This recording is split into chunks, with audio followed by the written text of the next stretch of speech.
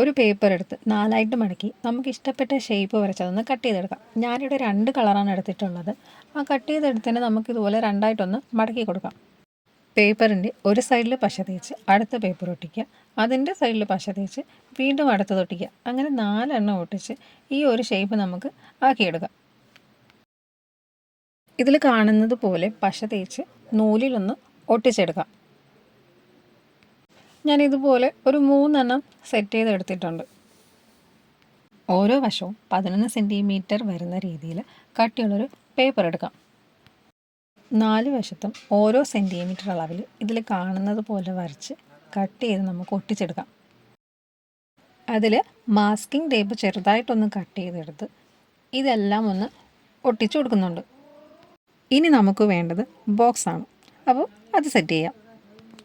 അതിനായിട്ട് മുകളിൽ 9 സെൻറ്റിമീറ്റർ, ബാക്കി 2 വശം 6 സെൻറ്റിമീറ്റർ വരുന്ന രീതിയിൽ ഈ ഒരു ഷേപ്പിൽ കട്ട് ചെയ്ത് നമുക്കൊന്ന് ഫോൾഡ് ചെയ്തെടുക്കാം. ഇനി അതിനകത്ത് ഇഷ്ടപ്പെട്ട ഡിസൈനും കുറച്ച് ഗിഫ്റ്റും വെച്ച് എന്തെങ്കിലും എഴുതാനുണ്ടെങ്കിൽ അതും കൂടെ എഴുതി നമുക്ക് ക്ലോസ് ചെയ്യാം. അപ്പോൾ നമ്മുടെ ഗിഫ്റ്റ് ഇവിടെ റെഡി ആയിട്ടുണ്ട്. ഫൈനൽ ലുക്ക് കണ്ട് ഇഷ്ടപ്പെട്ട ലൈക്ക് ചെയ്യുക, കമൻറ്റ് ചെയ്യുക, ചാനലൊന്ന് സബ്സ്ക്രൈബ് ചെയ്ത് സപ്പോർട്ട് ചെയ്യുക.